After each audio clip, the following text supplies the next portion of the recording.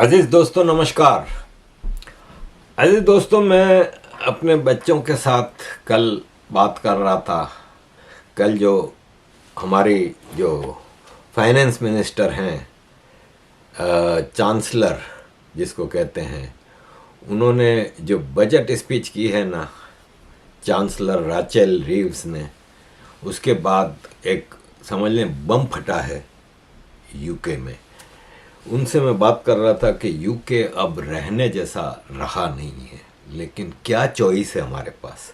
खैर, मैं यूके पे आता हूँ। थोड़ा मैं आपको यूरोप के हवाले से बता दूँ कि डेनमार्क में इतना सारा सोमाली माइग्रेंट है। डेनमार्क में 62% सोमाली हैं ना, जो वो क्रिमिनल हैं। उनके ऊपर बाकायदा कन्विक्शन अदालत से आई है। क्राइम के हवाले से जो चार्ट इशू हुआ है, इसमें आपको ये मरून कलर की जो पट्टियां नज़र आती हैं, ये मुस्लिम देश हैं।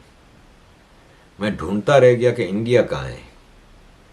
तो इंडिया आपको सबसे नीचे के हिस्से में कहीं मिलेगा, और इंडिया के लोग हैं ना, पर्पल कलर की पट्टी है, वो बिल्कुल पहले उसमें आते हैं। लेकिन आप ये मरून कलर की पट्टियां देखें, जिसमें टॉप 5 मुस्लिम देश हैं: Kuwait, Somalia, Lebanon, Tunisia, Jordan.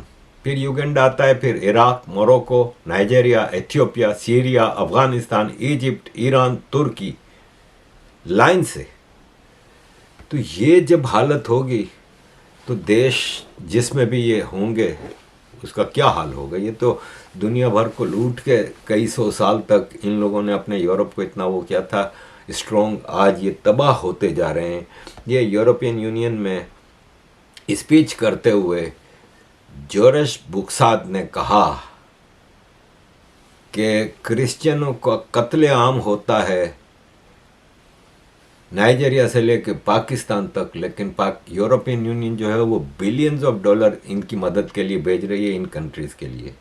1 lakh लोग नाइजीरिया में मार दिए गए हैं क्रिश्चियन, जबकि हमने उनको $900 मिलियन की मदद भेजी। 1.2 मिलियन सीरिया से क्रिश्चियनों का सफाया हो गया, हमने $1 बिलियन इनकी मदद भेजी। ये इनकी स्पीच ने काफ़ी शोर मचाया है। इसी तरह ब्रिटिश एमपी सारा पोशिन ने कहा है कि हमारे यहाँ यूके में इस्लामिक शरिया लॉ का क्या काम है। इस्लामिक शरिया लॉ की इधर कोई जगह नहीं है, इनको बंद किया जाए। इस पे भी काफ़ी शोर हो रहा है। अजीज दोस्तों, इंग्लैंड के केयर स्टारमर लेबर पार्टी की सरकार इतने प्रेशर में थी कि अगेन आई विल से कि खराबियाँ लेबर नहीं लेके आई। लेबर ने शुरू बेशक टोनी ब्लेयर के दौर से ये खराबियां शुरू हुई, लेकिन इसके बाद 13-14 साल तक लगातार कंजर्वेटिव पार्टी को जब मिली थी सरकार, तो वो क्या करते रहे। वो इतने चैंपियन बनते हैं यूके के इश्यूज़ के, तो वो क्या करते रहे, सो रहे थे, मर गए थे। खराबियां तो मेजर ज़्यादा खराबियां तो कंजर्वेटिव के दौर में शुरू हुई। भर भर के माइग्रेशन होती रही, कोई कर्ज, मतलब आप ये देखें कि यहाँ पे महंगाई का जो आलम है। मैं जैसे अपने बच्चों के साथ, फैमिली के साथ, कि हमारे पास चॉइस नहीं है कहीं जाने की, कहाँ जाएं हम। अभी कनाडा से हमारा एक दोस्त हैं आसिफ जावेद साहब, काफ़ी पुराने हैं, सेटल्ड हैं बहुत, बच्चे भी वहाँ पे शादियाँ हो चुकी हैं और काफ़ी वेल सेटल्ड है। मैं कनाडा गया था तो मुझे टोरंटो एयरपोर्ट पे लेने भी आए थे। बड़े मोहब्बत वाले इंसान हैं। वो अक्सर बड़ी पते की चीज़ें रिसर्च करके लिखते हैं अपने फेसबुक पे।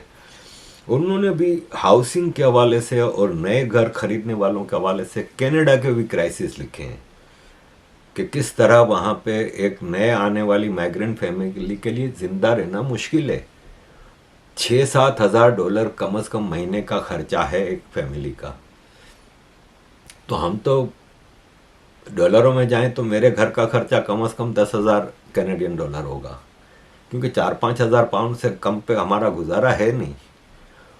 तो अब इंग्लैंड ने एक ईटिया नाम का लॉ पास किया है। ईटिया ये है कि आप अमेरिका जब जाते हैं ना यूरोपियन पासपोर्ट पे, तो आपको एक ईमेल करनी पड़ती है। हमारा वीज़ा नहीं चाहिए होता फ्रेंच पासपोर्ट पे, लेकिन हमें ट्रैवल करने से 48 घंटे पहले ईटीए को ईमेल करनी पड़ती है कि हम अमेरिका आ रहे हैं।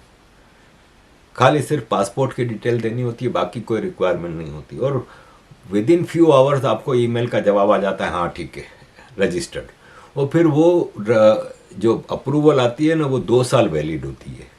फिर हम 2 साल में जितनी बार भी अमेरिका जाएं तो हमें नहीं करना पड़ता। जैसे मैं 2023 में गया था तो मैंने ईटीए करवाया, फिर 2024 में वापस गया शिकागो तो मुझे ज़रूरत नहीं पड़ी। तो अब यूके ने 85 कंट्रीज़ के लिए ईटीए लगा दिया है। वो 85 कंट्रीज़ जिनको फ्री एंट्री अलाउड थी यूके की, इवन जैसे फ्रांस, हम फ्रेंच हैं, तो फ्रांस का अब अगर फ्रेंच पासपोर्ट होल्डर यूके आएगा ना तो उसको पहले ईमेल करनी होगी ईटीए की। अमेरिकन पासपोर्ट पे भी इसने ईटीए लगा दिया है। तो अब मुझे तो खैर कोई मसला नहीं है कि मैं यूके का परमानेंट रेसिडेंट भी हूँ, क्योंकि मैं यहाँ पे टैक्स पेयर हूँ, मैं यहाँ पे रहता हूँ। तो ये तो एक छोटी सी चीज़ हुई। लेबर मुख्तलिफ चीज़ें कर रही है। इस वक्त आपको एक मज़े की बात बताऊं ड्राइविंग के हवाले से, कि आपको एयरपोर्ट पे, लंदन के एयरपोर्ट पे आपको किसी को छोड़ने जाना है ना, तो आप खाली इसको मेन रोड पे जैसे उतार के एयरपोर्ट के सामने, जैसे दिल्ली मुंबई एयरपोर्ट के सामने कोई आप किसी को उतार के फिर चले जाते हैं, वहाँ पे उतारने की फ़ीस 7 पाउंड है। आपने जैसे ही एयरपोर्ट के कैमरे के अंदर आपकी गाड़ी दाखिल हो गई, 7 पाउंड आपके ऊपर चढ़ गए, 7 पाउंड। आप सेंट्रल लंदन जाएंगे ना, तो सेंट्रल लंदन है ना, जो उसके चारों तरफ जितने भी रोड हैं उस पर कैमरे लगे हैं, आपको 15 पाउंड कंजेशन चार्ज देना पड़ेगा सेंट्रल लंदन में गाड़ी के साथ घुसने पे। मैं जाता ही नहीं गाड़ी में कभी, क्योंकि इससे अच्छा है आदमी ट्रेन में चला जाए, 12 पाउंड में आना जाना हो जाता है। वहाँ गाड़ी, फिर वहाँ पे parking 5-5, 8-8 pound per hour parking के चार्जेस हैं, वो मिलती भी नहीं है पार्किंग। और ट्रैफिक इतना सा, इतनी गलियाँ हैं, और 15-20 की माइल की स्पीड लिमिट है। लेकिन बहरहाल 15 पाउंड आपको सेंट्रल लंदन में घुसने के कंजेशन चार्ज देने हैं। हॉस्पिटल जाते हैं ना, मैं अपनी वाइफ को या कभी किसी को लेके हॉस्पिटल जाता हूँ, हॉस्पिटल की पार्किंग 4 पाउंड पर आवर है। मतलब मैं आपसे ये कह रहा हूँ कि ये वो खर्चे हैं जो आप डेली आपके खर्चों में नहीं आता। अब कल का जो बजट आया है, हमारी चांसलर ने, राचेल रीव्स ने जो लगाया है बजट, उसमें एक नई चीज़ लाया है कि 2028 से जितनी इलेक्ट्रिक कार्स हैं वो 3 पेनी पर माइल टैक्स देंगी। यानी अगर एक मिसाल है कि कोई आदमी अपनी फैमिली से 100 माइल दूर रहता है और वो वीकेंड जाता है, तो 200 माइल लगा लें। फिर ऐसे ही मैं जैसे अपनी बेटी को स्टेशन लेने जाता हूँ तो 7.5 माइल है स्टेशन, आना जाना 15 माइल पड़ जाता है। 3p पर माइल आपको टैक्स देना है। मतलब आप क्या क्या टैक्स दोगे भाई? यहाँ पे मूव करना महाल है। और कल के बजट में इतनी खतरनाक चीज़ें आई हैं। Fully costed and fully funded the removal of the 2-child limit in full from April.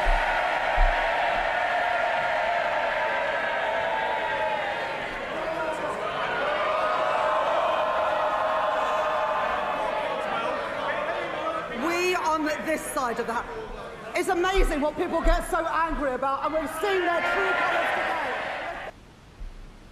देखें, इस बजट से पहले का बता रहा हूँ कि 4 साल में यूके में गैस की कीमत 94% बढ़ी है, यानी तकरीबन डबल हो गई।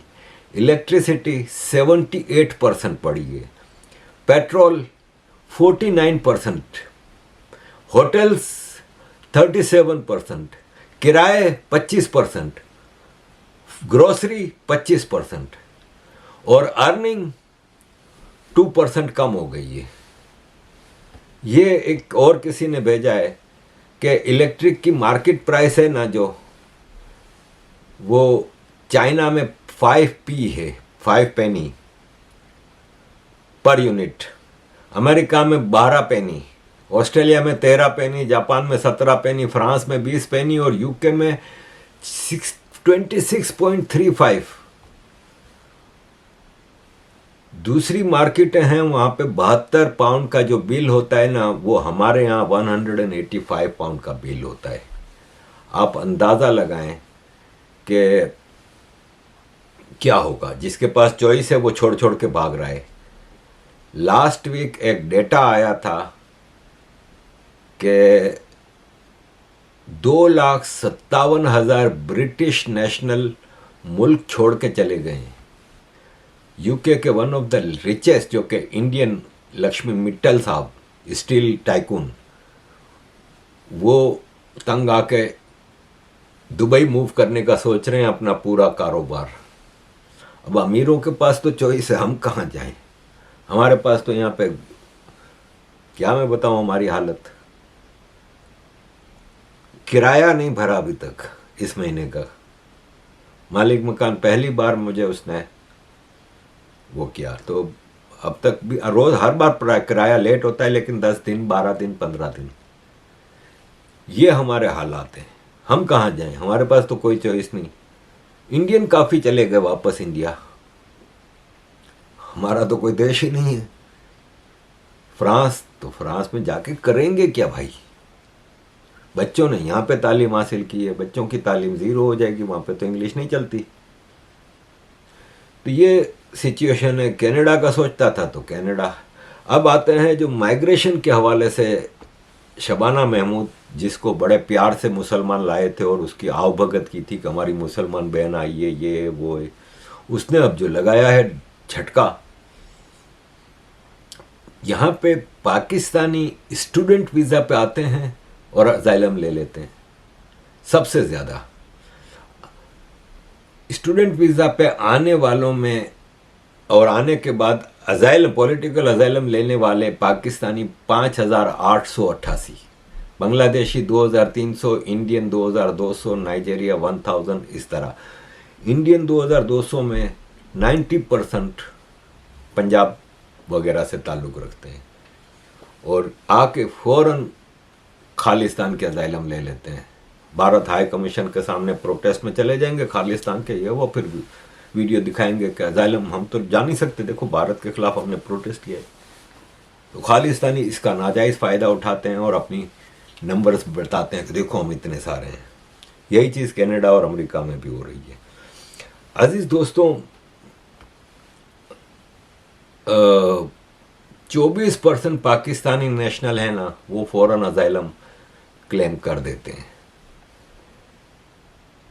ऐसे में बर्मिंघम से, ये जहाँ से शबाना महमूद इलेक्शन जीती हैं, उनके पड़ोस की कॉन्स्टिट्यूंसी से ये बैरिस्टर अयूब खान एमपी जीते थे।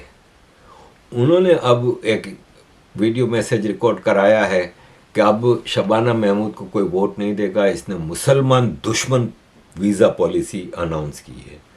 अब मैं आता हूँ वापस हमारी chancellor finance minister Rachel Reeves की तरफ, जिन्होंने बम धमाके किए हैं वर्किंग क्लास पे, जिसकी सैलरी 50,000 पाउंड साल है, यानी 4,000 पाउंड महीना है, उसको 40% टैक्स। हद नहीं है।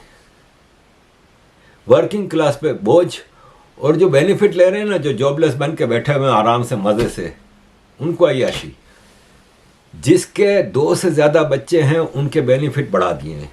जिसके 6 बच्चे हैं उसको 14,000 पाउंड बेनिफिट मिलेगा, सोचें। और अब इन्होंने कहा कि किसी ने आंकड़े लगाए कि सबसे ज़्यादा बच्चे किसके हैं, तो पता चला कि 41% पाकिस्तानी फैमिलीज़ के 3 से ज़्यादा बच्चे हैं। आंकड़ा में जो अच्छा बेनिफिट बहुत ज़्यादा बढ़ाया है वो 3 से ज़्यादा बच्चे हैं, या 3 या 3 से ज़्यादा बच्चे हैं, तो आपका बेनिफिट शूट कर जाएगा ज़बरदस्त आपको। तो 41% पाकिस्तानी फैमिलीज़ के 3 बच्चे हैं। Bangladeshi 38% families, black Africans 25 to 30%, Muslim majority countries 20 to 25% families, और वाइट ब्रिटिश फैमिलीज 14%। तो जो पाकिस्तानी और बांग्लादेशी हैं उनको वाइट ब्रिटिश से 3 गुना ज़्यादा बेनिफिट मिलेगा, क्योंकि वो तो बच्चे पैदा कर रहे हैं, और वैसे ही जब आप जॉबलेस होंगे, आपके पास और कोई काम नहीं होगा, और आपने 2-2, 3-3 बीवियां भी रखनी होती हैं, तो फिर तो आपके पास एक ही काम रह जाता है, बच्चे पैदा करो, और अब तो आपको हुकूमत इसका फ़ायदा देगी। कयामत है कि नहीं है। और मैं अभी कल इसी पे जब बच्चों से और फैमिली में बैठ कर हम डिस्कस कर रहे थे, तो मैंने कहा कि यार मेरे यहाँ पे 100 के करीब तो कम से कम इंडियन ऐसे दोस्त हैं जिनको मैं पर्सनली जानता हूँ, हिंदू इंडियन। मैंने कहा मुझे एक इंडियन याद नहीं आ रहा जिसके 2 से ज़्यादा बच्चे हों। 1 है या 2 हैं, 1 है या 2 हैं, 2 से ज़्यादा बच्चे किसी के हैं ही नहीं।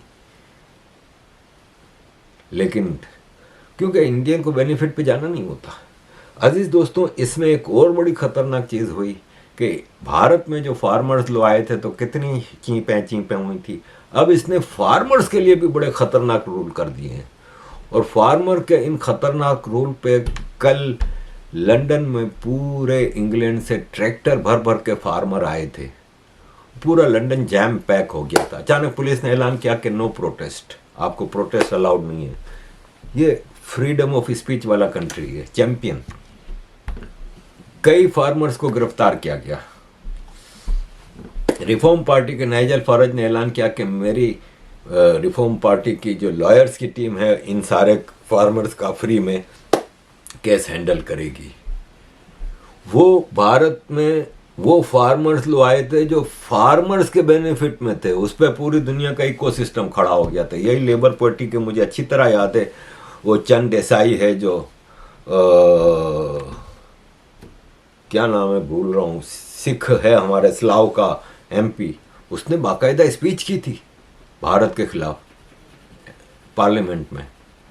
पूरा UK का लेबर पार्टी खड़ी हो गई थी। आज ये खुद अपने ट्रैक्टर वालों को मार रहे हैं, सड़कों पे घसीट रहे हैं और इनको गिरफ्तार करके लेके जा रहे हैं। और ये है कि मतलब दूसरों को भाषण अपन करे तो सारा कैरेक्टर ढीला है। तो ये है कि ये इस वक्त फार्मर्स का भी ज़बरदस्त प्रोटेस्ट चल रहा है, और UK इस वक्त एक अजीब सी कैफियत, अजीब सी सिचुएशन नज़र आ रही है, और हमारी समझ में आ नहीं रहा कि हम कैसे चलेंगे, क्या करेंगे। आमदनी